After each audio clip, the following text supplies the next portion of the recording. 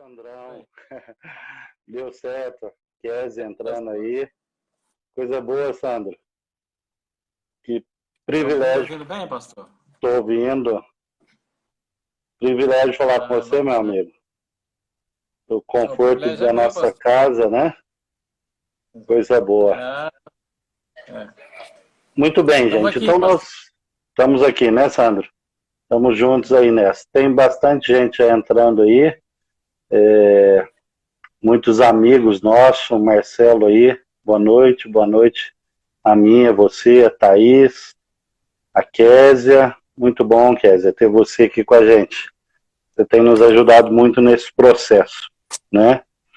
Então, Sandrão, vamos começar então o nosso bate-papo. A ideia, como a gente já conversou, é ter um bate-papo entre amigos mesmo, né? Uma das coisas lindas dessa vida é a amizade.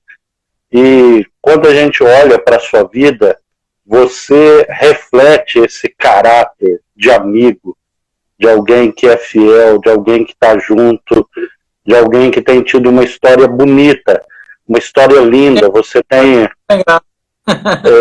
você tem sua formação aí, a Eunice entrando aí, o pessoal, você tem uma formação que eu sei na parte de história, você tem um mestrado em sociologia, você tem um doutorado em história, você tem tido a graça de ser um dos escritores na área de história do meio ambiente, premiado na América Latina e até na América, né? Você teve um convite, e eu nem sei se eu poderia falar, mas eu estou abrindo aqui pela liberdade que a gente tem. Você teve um convite para ser professor na Universidade da Califórnia, né, com todas as benesses, com todas as questões. Então, quando a gente olha para uma pessoa igual você, hoje você é pró-reitor da Univangélica, você é professor na UEG, enfim, quando a gente olha para uma pessoa como você, ainda novo, com uma postura, com uma vida bonita, a gente pergunta, tá bom, mas o Sandro nasceu assim? Já era assim? Como que é isso? A família deu todas as possibilidades, os irmãos eram todos doutores, os pais, como que foi? Como que essa história surgiu? Quais são os pilares, as bases dessa história? Ô, pastor, boa noite, agradeço o convite. Para mim é uma alegria estar falando com o senhor. Todos os adjetivos que o senhor colocou, eu acho que o senhor foi bastante exagerado em falar, em me apresentar dessa forma, né? Eu me considero muito mais um caipira do que essas qualificações aí que o senhor me colocou. Eu me sinto honrado de poder participar aqui nessa noite, né? E Regina está aqui do meu lado, me acompanhando. E coisa boa. Cumprimento a todo mundo que está entrando aí. Sim. Bom, pastor, assim, primeira coisa é que eu não sou tão novo assim, como você colocou, já novo, né? Nossa, abaixo dos 50 é novo demais, né? Expectativa de vida hoje está beirando 100. Outra questão é que uma coisa que o senhor comentou em relação aos cargos, né? Pró-reitor, é uma coisa que eu me sinto muito... Esse acho que é uma herança que eu tive da minha família, do meu pai, né? Certo. A gente não se apega às funções como elementos de distinção, mas como responsabilidade, né? Como missão. E eu acho que isso eu herdei muito da minha família. E eu fui criado, sou mineiro, né? Criado na zona da Mata de Minas. Meus avós, os dois avós, plantadores de café. Então, tinham com contato muito forte com a vida rural. E eu acho que a vida me ensinou muito, né? Mudamos para Goiás em 1983. E essa relação de esse pé no chão, essa educação com muito pé no chão, foi algo que eu penso que hoje eu posso analisar isso, né? Assim, olhando para a história, olhando para as trajetórias. A gente vai ficando velho, a gente vai fazendo essas análises assim, de trajetória, né? Mas eu vejo muito do que eu penso, da forma de decidir, da forma de me relacionar, dessas heranças que tive da família, né? Em Goiás também, uma relação muito forte com o mundo rural. Sim. E o mundo rural está presente na minha trajetória também, porque foi Certo. nesse mundo rural que eu pesquisei. É com ele que Sim. eu ainda pesquiso, né? Essa relação com a agricultura, essa relação com a pecuária. E tudo isso eu acho que as heranças familiares foram fundamentais, né? Não sei se eu tenho muito tempo para falar, você pode me cortando aí também se eu tiver. Eu acho que você tocou num ponto interessante. Eu também vim da zona rural, né? Eu nasci em um sítio e fiquei ali até os 7 anos de idade, mudamos para a cidade, depois retornamos aos 15 anos, mas mais pontualmente. Eu só quero pontuar isso. Na adolescência eu tinha muita vergonha dessa questão da roça, né? Trabalho da roça, trabalho braçal e tal. Depois eu fui perceber que é um ganho fenomenal. Hoje é motivo de orgulho. Como é isso para você? Que ensinamentos você acha que esse mundo rural traz que ajuda na personalidade, no enfrentamento, na vida? Como que é isso para você?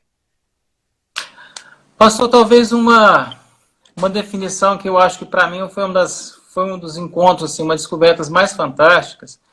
Foi durante o período que eu estava em Los Angeles, porque essas análises elas não são assim gratuitas, a gente não sabe fazer isso no dia a dia, a gente vai fazendo isso na vida, né? Perfeito. Mas eu, lá em Los Angeles, no departamento de geografia da UCLA, numa das disciplinas que a gente estava trabalhando, lendo, agora se você me perguntar qual livro que é, eu não lembro, mas era um livro, era um texto autobiográfico do Carl Sauer.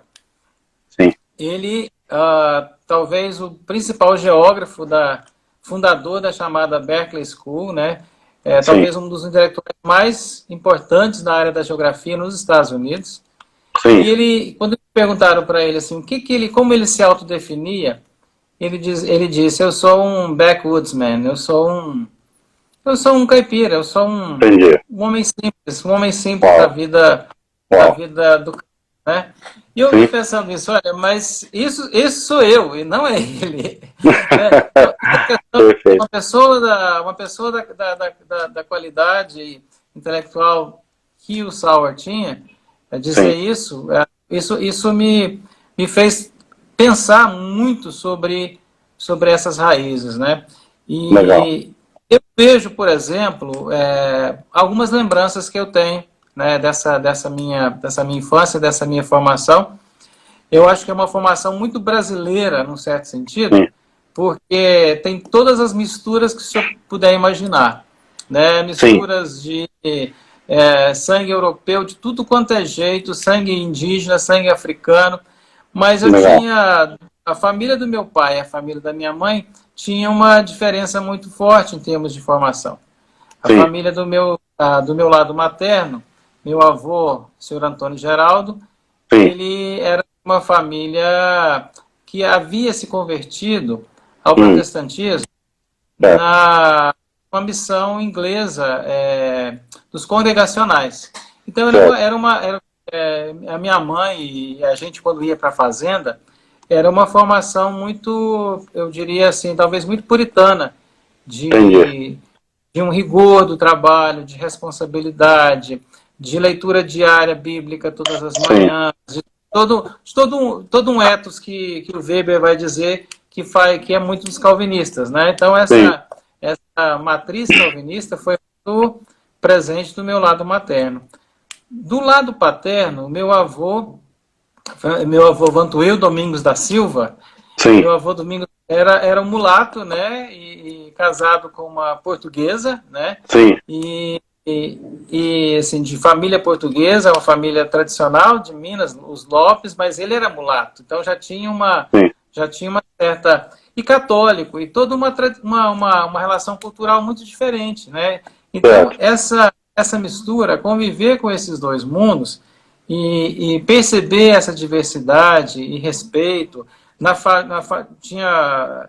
ou seja religioso, seja social, seja étnico, tudo isso eu acho que contribuiu com essa formação. Mas, principalmente, uma coisa que todas essas duas famílias tinham, que era um respeito muito grande pelo afeto, pelos valores familiares, isso tudo foi muito caro, né? Mesmo distante hoje dos meus familiares em Minas, né? A gente ainda guarda muito dessas lembranças. Né? Coisa boa, Sandro, coisa boa. Eu sempre fico pensando, né, como que essas bases que a gente recebe e não percebe, como que ela de fato funciona como esses pilares, né? Ou seja, a vida não desabrocha quando você sai da universidade, não desabrocha na medida que você arruma o trabalho. Na verdade, ela está sendo construída por anos, por décadas, e na verdade ela precede a nossa existência, né? Antes da gente chegar ao mundo, seu pai está lá, sua mãe, né? Enfim, é uma construção, né? Fenomenal. E consequentemente, assim, eu falo que eu tenho muito do temperamento do meu pai. Certo. Que é o temperamento mais serviçal mesmo. Como o senhor disse, eu mesmo estando em função, um cargo agora, uma posição de liderança, muitas vezes, mas eu sempre tenho essa sensação de cumprir um dever, de cumprir uma missão. E isso meu pai foi muito, eu tenho muito respeito, muito valor ao que ele me ensinou. Né? E às vezes eu uso exemplos, inclusive em sala de aula, né? E, por exemplo, o próprio papel social. Vou dar um exemplo para o senhor. A gente morava em Minas ainda.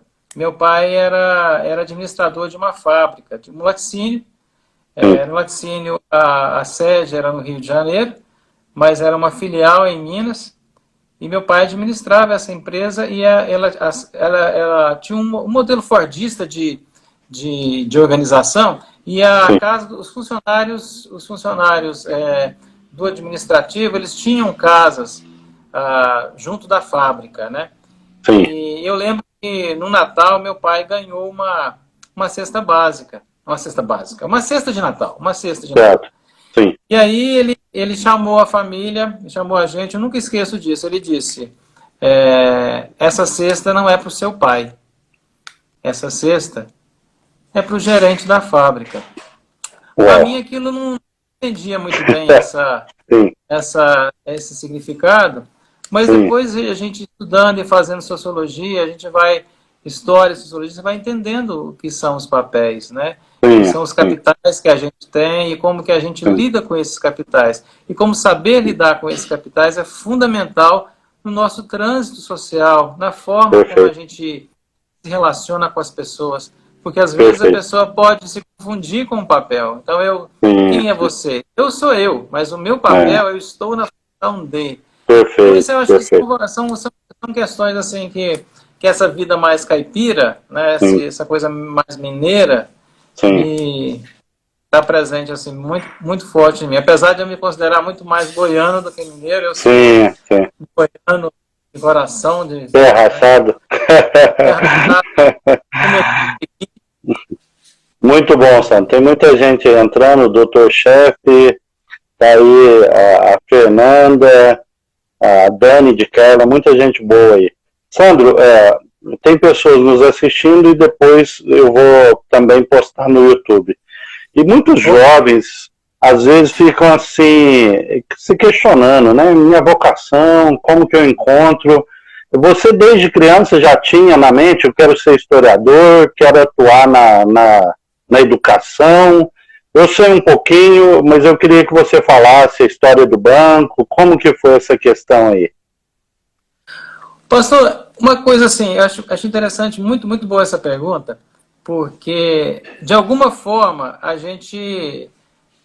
Essa questão da vocação, ela está presente na forma como você, desde criança, lida com o mundo. Eu lembro que um dos lugares, para mim, prediletos, lá na minha escola, em Minas Gerais, em Manhuaçu, zona da Mata Mineira, era a biblioteca. E eu gostava muito de geografia. Muito, muito. Eu era completamente ficcionado por geografia. E eu fazia viagens. Eu viajava pelos ambientes, eu viajava pelas cidades, eu viajava pelos países. Aquele era o mundo em que eu podia viajar e conhecer muito. Tanto que eu pensava que eu poderia ser um geógrafo. Eu tinha essa vontade, talvez, de ser um geógrafo. Sim. Na adolescência, quando nós mudamos para séries, foi muito bacana, porque eu também gostava muito de literatura. E Sim. esses dias eu estava pensando sobre isso, né? Conversando com a Regiane aqui, a gente conversando, a gente lendo algumas coisas agora, eu com um projeto novo de escrever literatura, já me Sim. aventurando por alguns pontos, né? Tem um projeto no Legal. final do ano, certo? Mas eu lembro de, ainda pequeno, ainda em Minas, Sim. uma professora da igreja dos meus pais, e que eu não lembro o nome dela, mas que Sim. ela ia para Belo Horizonte e toda vez ela trazia alguns livros. Certo. Livros de contos, de fadas, livros infantis de forma geral, e ela sempre Sim. trazia esses livros para mim. E eu lembro que nas férias eu ia para a fazenda e levava esses livros. E Legal. era um mundo de viagem, era uma viagem que eu fazia com a literatura. Quando a gente chegou em séries, na escola, década de 80, Sim. a gente tinha um grupo, então, quem é da nossa idade vai conhecer o Círculo do Livro, que era, você não tinha biblioteca, você não tinha acesso a livrarias, não tinha internet para comprar, mas tinha Sim. o Círculo do Livro, e a gente trocava algumas literaturas, né? Então, assim, naquela época, aí, com 15, 16, 17 anos, Sim. lendo Milan Kundera, Gabriel Garcia Legal. Marques, Sim. literatura que eu pensei em ser jornalista, e eu gostava de escrever. O jornalismo Interessante. vai ser o meu... E eu entrei para a história meio por acaso, porque história Sim. não era a primeira opção, né? Eu Sim. pensava, geografia, sempre gostei de geografia, sempre gostei de literatura, mas talvez muito mais numa perspectiva mais de trabalhar com jornalismo. Sim. Gostava muito de sociologia, mas por conta do trabalho, eu com 14 anos fui trabalhar no Banco do Brasil, com 18 anos passei no concurso externo do Banco do Brasil e fui morar em Uruana. E Sim. aí tinha mais perto de faculdade, ou seja, todas as minhas opções de estudo teriam que ser na capital. E, portanto, Sim. o que tinha mais perto em Uruana era uma faculdade de História, na época da Universidade Estadual de Goiás. Certo. E eu não sou muito fã de História, mas, assim, Dá para achava que encarar. não gostava de História. Né? Sim. Achava que não gostava de História. Sim. E foi uma paixão completa. Então, assim, eu me senti, aqui eu me encontrei.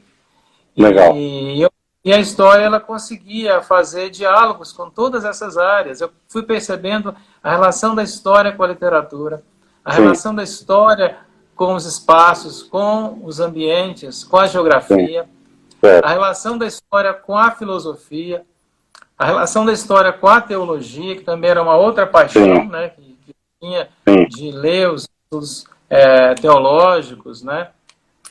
Sim. Martin Lloyd Jones, por exemplo, que era Sim. uma literatura que a gente lia quando adolescente, né? E outros, né? Mas, enfim,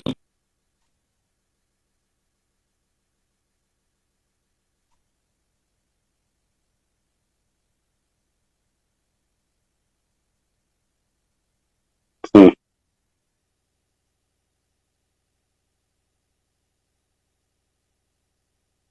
Sim. Interessante.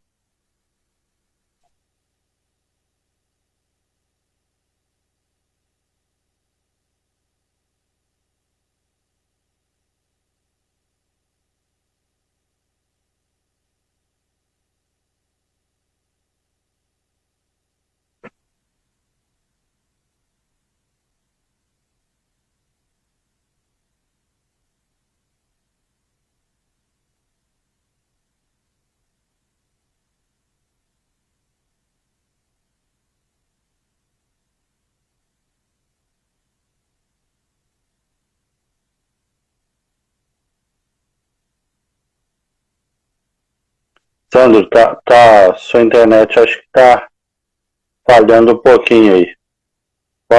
Vamos ver aqui, qualquer coisa eu derrubo, a gente entra de novo. Vamos ver aqui, Sandro, um minuto só. Meu medo só é derrubar e a gente perder a live. Só um minuto aí, Sandro. Vamos ver se a internet melhora um pouco aí. Você está me ouvindo?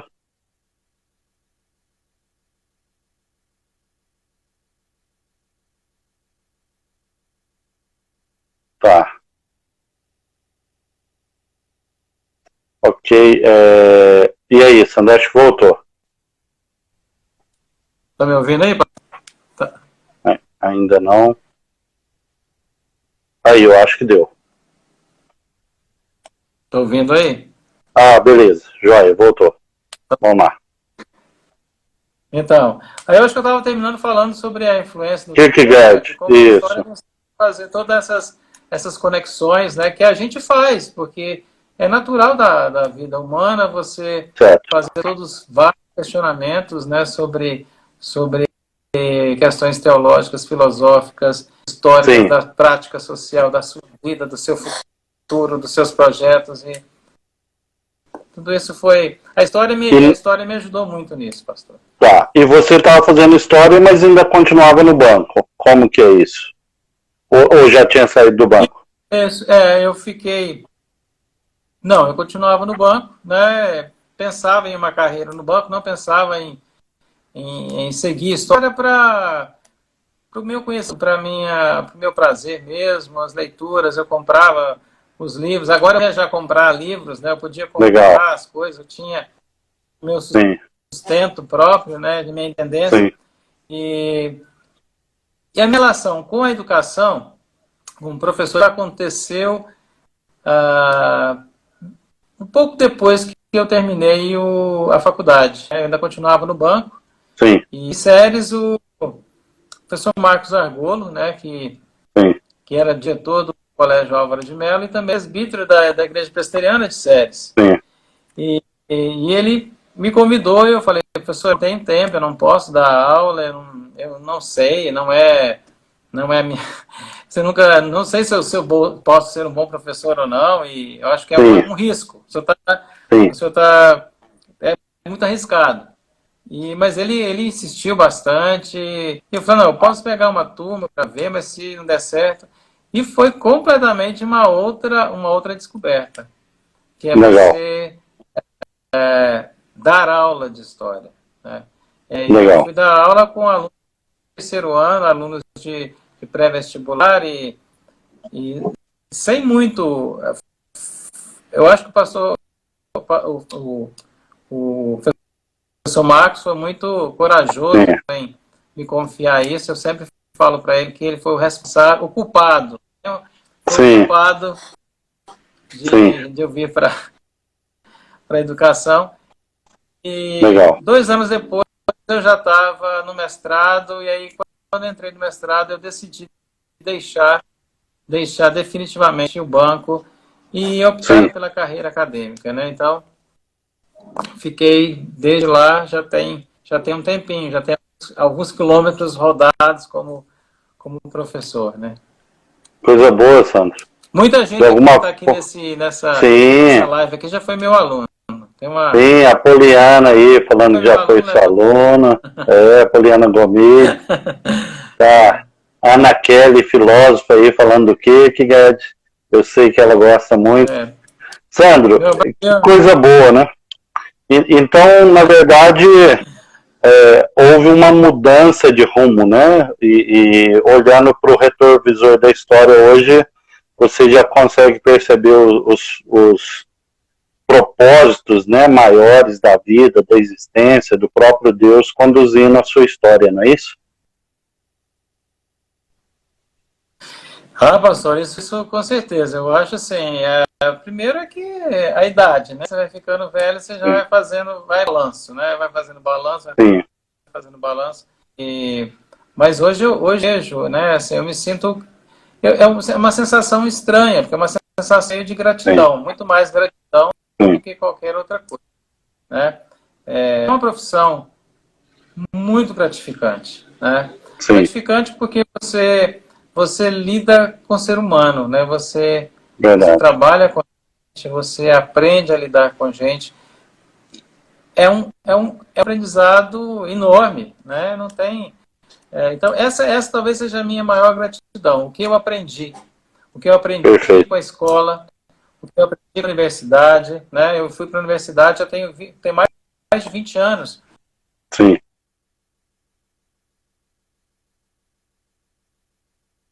A internet parece estar falhando um pouco aí, Sandro.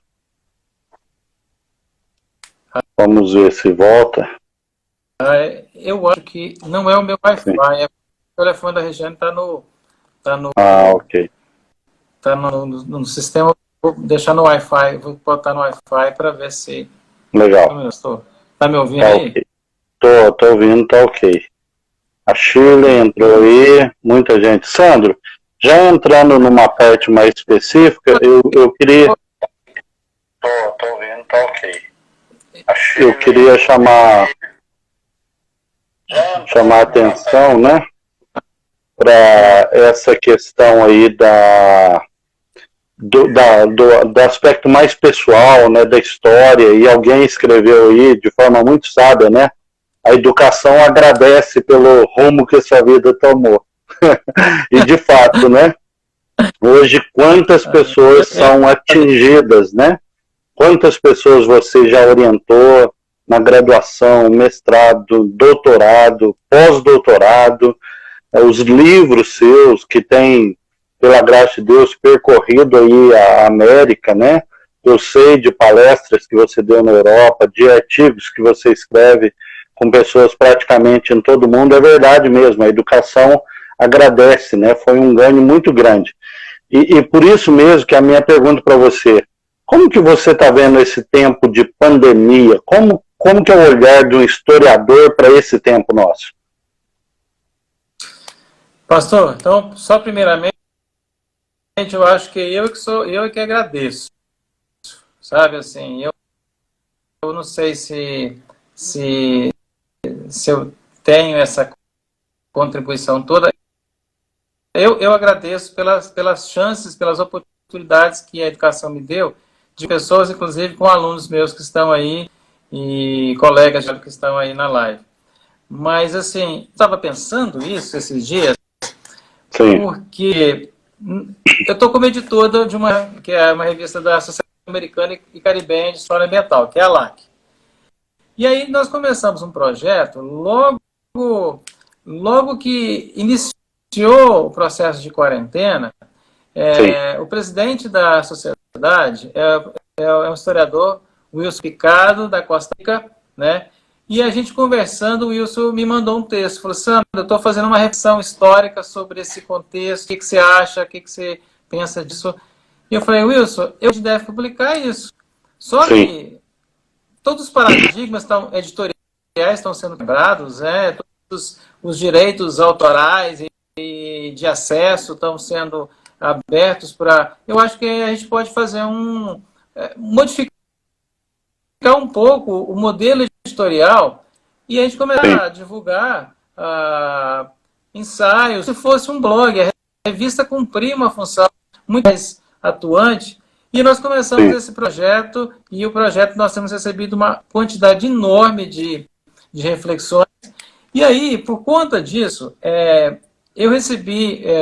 Mark Hersey é um amigo, ele é editor-chefe talvez a mais importante revista de história ambiental do mundo, né, que é a Environmental History da Sociedade Americana ESRI, American Society for Environmental History.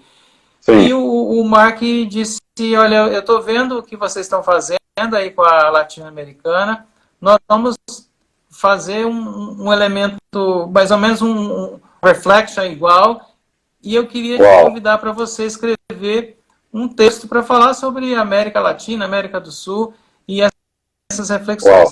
Desde esse tempo, eu estou pensando nisso. Mas eu tenho uma certa obsessão, porque para mim, o que mais me impactado em todas essas imagens e cenas da pandemia é a relação com a morte, né? É o processo da forma como a morte tem sido percebida. Isso não é uma reflexão nova, não é uma reflexão nova da história, né? Tem até aqui o Philippe Herrier, né, com a história da morte no Ocidente, que é um texto clássico sobre as reflexões sobre a morte desde a Idade Média até os nossos dias. Sim. E a literatura tem falado sobre isso, a própria teologia tem discutido, a filosofia e muitas outras áreas têm discutido sobre o papel da morte, mas algumas cenas são chocantes e eu acho que talvez a grande lição é como a gente lidar com essa situação, né? Sim. E aí, vou até mostrar para o senhor alguma dessas reflexões. Por exemplo, relendo Sófocles, né, com Antígona, e a relação entre Creonte e Antígona, que queria enterrar o irmão como um direito, né, um direito divino de enterrá-lo, né, apesar de ter sido punido por Creonte por tentar invadir Tebas, e ela enterra o irmão, um direito, por considerar que aquilo era um direito universal, um direito fundamental de civilidade, não deixar o irmão ser comido pelas feras do campo, né? E ela vai pagar um preço por isso. E é uma tragédia grega, né? Sófocles faz uma discussão sobre a tragédia grega. E eu acho que nessas discussões sobre pandemia, o que mais tem me tocado é como que nós temos, não relacionado com a morte, que é algo parte de todo e qualquer ocidental ou não, mas é como a gente lidar com a não despedida, né? Com o exemplo de alguns, como que aconteceu no Equador, por exemplo, que as famílias têm que colocar os corpos, as famílias têm que colocar os corpos na porta das casas, embrulhá-los e passam um coletor, como aconteceu aquela cena na Itália de ter, ou então as valas coletivas, etc. Isso tem me instigado muito e eu ainda não tenho assim uma resposta, mas é algo que eu tenho procurado entender, né? Coisa do isolamento, do distanciamento, até que ponto, o que isso nos ensina, até que ponto, quais são as lições que a gente vai tomar com isso. Eu acho que nós estamos, a primeira, talvez, a grande questão é a gente aprender a refletir sobre isso, né? A gente, como a gente está fazendo hoje, como muita gente está fazendo no mundo inteiro, achar um espaço para conversar. Achar um espaço para conversar em casa, achar um espaço para conversar com os pais, seja pela internet, pelo WhatsApp, as formas de se comunicar, porque é como se fosse uma mesmo juntos, na verdade, estamos muito mais distantes. Agora, com o distanciamento, talvez a gente queira ficar muito mais juntos. É mais ou menos um tipo de reflexão assim, né, que eu estou ainda indo sobre isso, eu não tenho... eu não sei nem se eu vou conseguir responder o texto é muito mais sobre a questão ambiental e eu ainda estou no universo do papel do cadáver, da morte, com o sentido do não celebrar essa despedida, né? Certo. Ô Sandro, como historiador, sim, historiador ambiental, né? Eu acho que uma questão que vai ser interessante é a gente aprender que a gente pode fazer reuniões sem sair de casa, sem usar o carro, sem poluir o meio ambiente, sem fechar o trânsito, sem ter que cruzar o Atlântico para ter uma reunião de 1-2 horas. Pelo menos isso eu acho que a gente vai aprender, né? Vai ser um grande dado, né?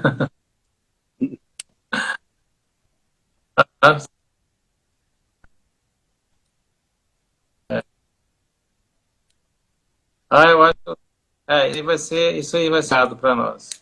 Um legado de a gente poder com as pessoas, né, de novo, o aparelho celular para uma coisa extremamente egoísta, de busca egoísta, né, sozinho, né, a gente fazer isso juntos.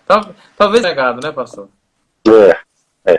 Ô Sandro, o tempo passa rápido, né? Nós já estamos indo para quase 40 minutos.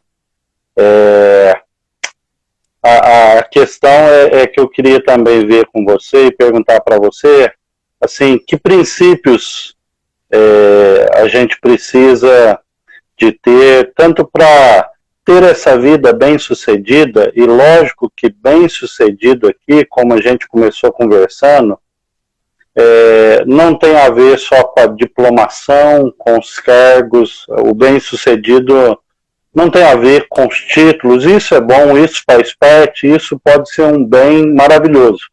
Mas a gente sabe que não é só isso, né? Nesse sentido, que princípios você deixaria para a gente aí, tanto nesse tempo quanto para a vida, para os jovens que estão aí em fase de formação, procurando a sua carreira, que você falaria para a gente? Pastor, acho que vai voltar o professor de sociologia aí.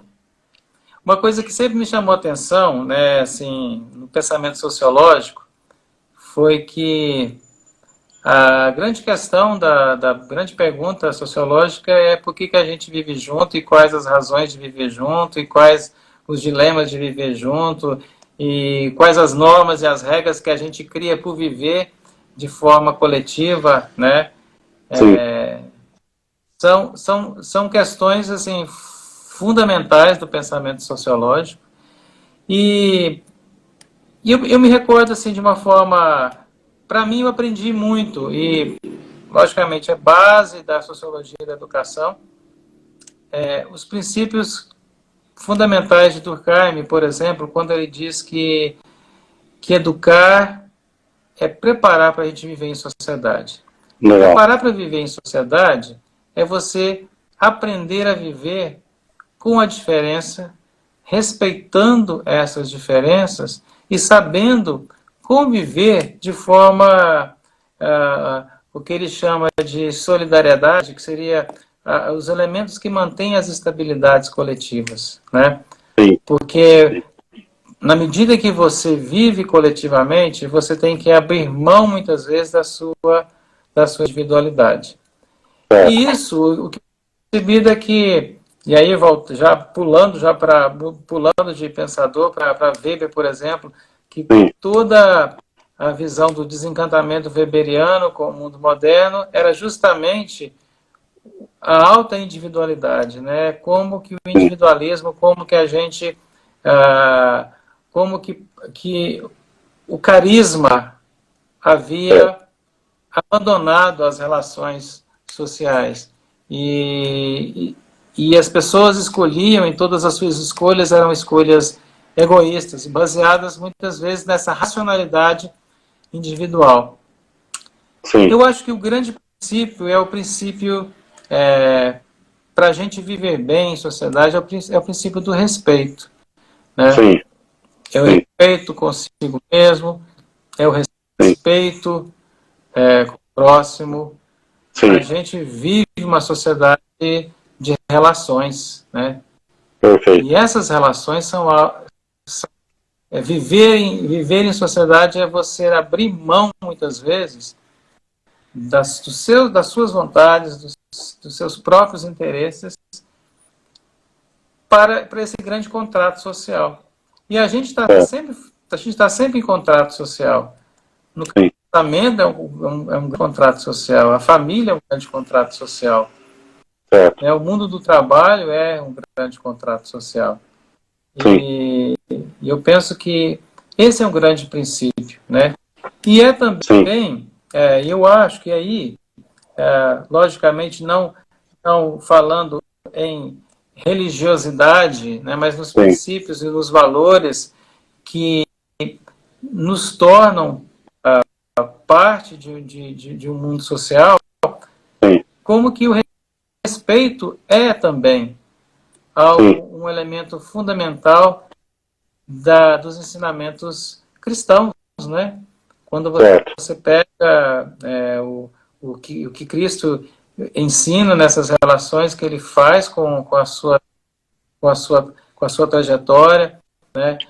Em se doar em prol da humanidade, né? Eu acho que esse entender a sua missão, entender o seu chamado, respeitar esse chamado, respeitar o legado disso, eu acho que isso é fundamental, né? Perfeito. Isso é uma discussão que a gente pode levar assim, são vários princípios, mas eu gostaria de ficar com esse princípio o respeito à diferença, o respeito à nossa vida, é esse contrato social que a gente faz.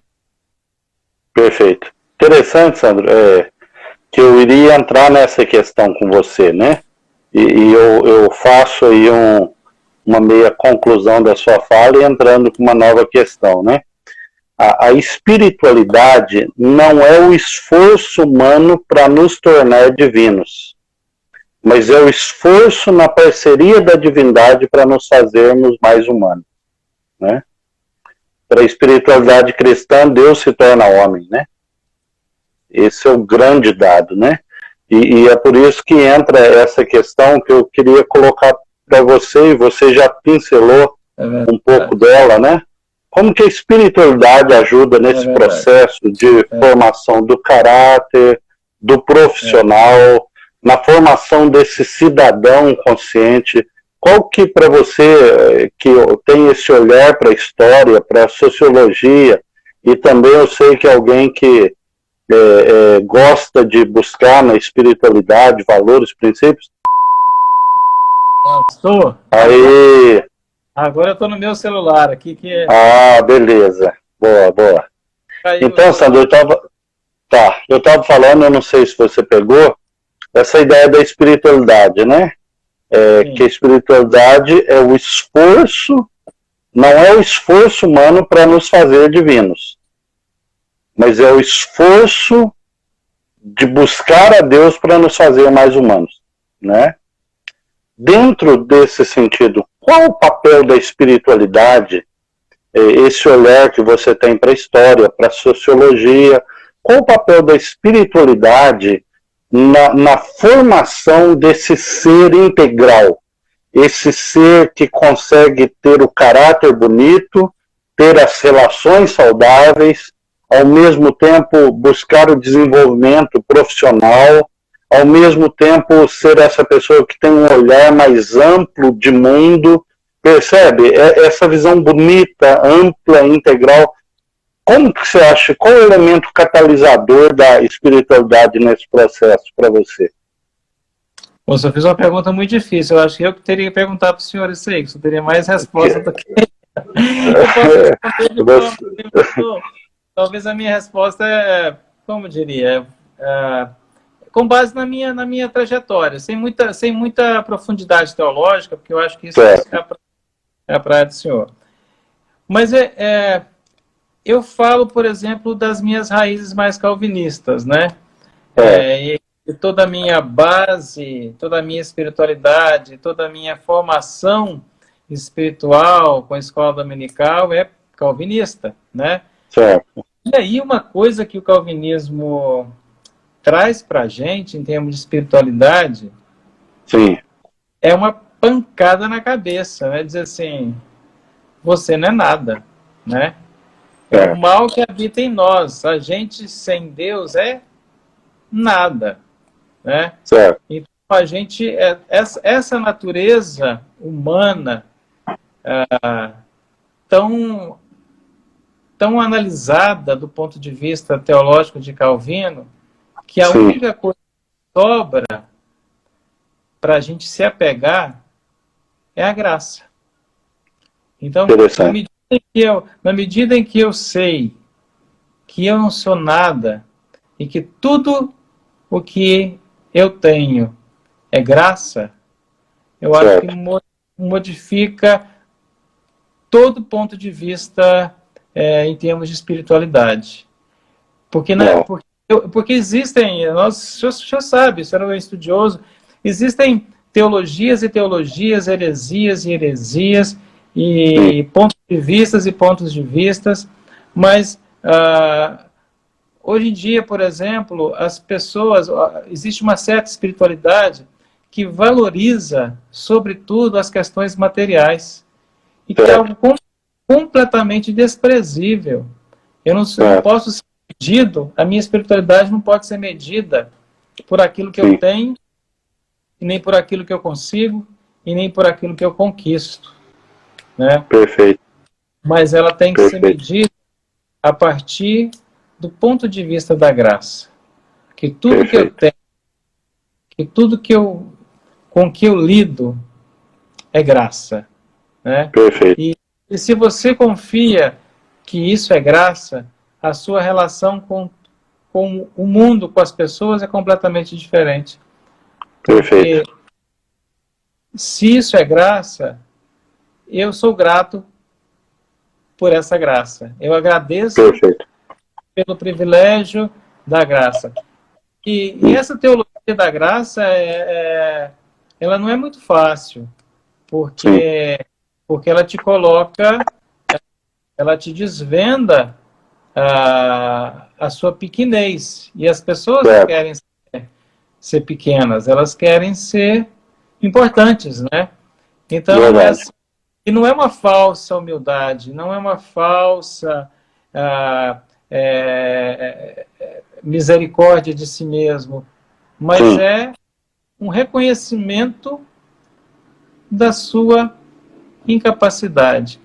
E é muito difícil hoje em dia, eu penso, as pessoas dizerem assim, eu não sei, eu não posso, eu preciso saber, eu preciso conhecer, né? Então, porque existe uma noção de super-homem, né? De conseguir tudo, ter resposta para tudo, de ter opinião para tudo, de confrontar as opiniões alheias pelo seu próprio ponto de vista, de não respeitar. Então, quando você percebe que a gente não é nada e que tudo que a gente construiu foi construído pela graça, eu acho que tudo muda. Né? Então, talvez assim, a minha relação prática com a questão da espiritualidade é a sensação sempre de que eu estou aprendendo, de que eu estou convivendo, que tudo isso que acontece no meu dia a dia, eu tenho que estar muito grato. Eu tenho que amanhecer e dizer, abrir a janela e agradecer pela criação, agradecer pelas relações, agradecer pelo café. Né? Sim. Meu amigo, é tão interessante você colocar isso, para não dizer paradoxal. Porque ao mesmo tempo que você vê pessoas, tem que lutar, está na minha mão, eu posso, eu consigo, levanta, olha para o espelho, diz que você é herói, que você vai vencer, dá 3 passinhos, eu sou vencedor. E ao mesmo tempo uma pessoa que diz, eu não sou, e de repente você vai me entender, chega a lugares tão altos, né? Tem tantas oportunidades que muitos buscam, lutam por elas e querem, não conseguem. Alguém que diz, eu não sou, eu não posso, não depende de mim, de repente está lá. Não parece um paradoxo? Não é um negócio muito interessante isso? Isso, sabe que assim, durante a pandemia, a gente tem feito aqui em casa, nas nossas devocionais, a Jane e eu gosto muito das histórias dos reis. Sim, perfeito. Eu tenho retomado muito dessas leituras, né, das nossas devocionais, e é impressionante como a gente percebe como que essa ideia de autodependência ou de sensação de poder, como ela é destrutiva. Né? Você pega a história de Uzias, você pega a história de Jeorão, você pega... E como que o ser humano chega a um estágio maluco de arrogância, de prepotência. Sim. Sim. Eu lembro, por exemplo, Saul, que em Samuel diz que Deus rejeitou o rei. Sim. Pensou que coisa absurda, que coisa terrível. Sim. Você fala, eu posso até estar nessa posição, mas eu fui rejeitado por Deus. É uma coisa pesada. Né? Muito. Coisa pesada. Eu falo isso em todos os sentidos. Eu falo no sentido político, eu falo no sentido das relações, eu falo no sentido de rei, no sentido geral da vida, nas posições que você se encontra. E aí você pega um Davi, por exemplo, que é uma pessoa cheia de defeitos e que sabe conhece todos e aponta todos, escreve sobre todos eles. Sim. Né? Sim. Que é um cara, como se diria, é um rei que falha muito. Ele não é um cara, não é uma pessoa, um rei perfeito. Ele não é um exemplo de perfeição. Mas foi o único que Deus disse.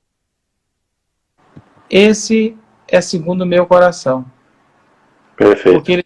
Porque ele sabia que onde ele estava e por que ele estava, ele dependia completamente dessa graça. E aí, quando você pega, por exemplo, o Salmo 51, quando Deus fala, eu não me agrada sacrifícios, né, em qualquer tipo de esforço seu. O que me agrada é um coração quebrantado. O que me traz prazer é uma palavra que vem de um coração quebrantado. Eu acho isso espetacular. Então, assim, isso é viver da graça. É você dizer, eu preciso, quebrantar, o coração quebrantado. O coração quebrantado é irresistível, né? Assim, em todos os sentidos. É chave para tudo, né, Sandro? Sandro, caminhando já para o encerramento, estamos aí a menos de 10 minutos, passa rápido, né? Eu acho assim, muito interessante esse aspecto que você está colocando, e uma das implicações que eu tenho pensado muito da questão da graça é como não terminarmos amargurados, né? Porque quanto mais as pessoas se doam, e você é um caso disso, a gente percebe que pela bondade de Deus, onde você vai, você faz diferença, né? Você se doa, você se entrega, você atua, e isso é perceptível na sua história, na sua vida. E só que também pessoas como você, se não tiver essa percepção profunda da graça, acaba sofrendo muito, né? Porque, via de regra, você pode não ser reconhecido, de uma hora para outra você pode ser despedido, você pode ser caluniado, enfim, o mundo é um mundo mau, né? E muitas possibilidades tem. Mas quando a gente tem esse olhar da graça, a gente sabe que distribuiu porque ganhou. Não distribuiu como alguém tinha por si só e distribuiu e agora tem um crédito. Não. A gente não tem crédito, né? Tá tudo ok, né? Não é tudo que a gente faz, assim como a gente recebe de graça, a gente entrega de graça. Então ninguém é devedor a gente, né?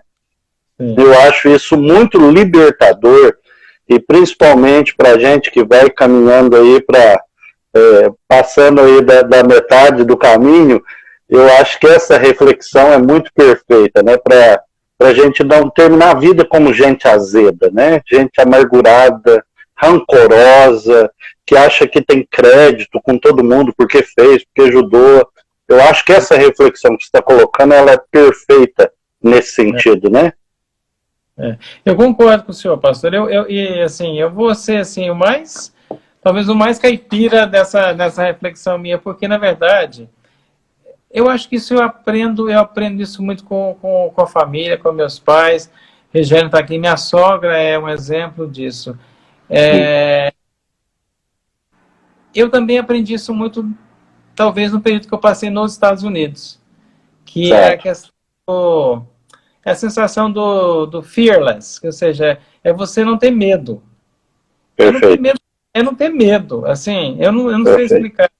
Eu não tenho medo não ter medo da rejeição, não ter medo da Sim. opinião. Não é Perfeito. que eu não me interesse pela opinião Sim. alheia, Sim. mas eu não ajo com base Baseado nos baseado no temores. Perfeito. se a pessoa não entender o meu jeito Perfeito. de ser e de agir, não faz diferença. Quer dizer, não é isso Perfeito. que vai fazer diferença. Então, ah, ah, é andar sem medo.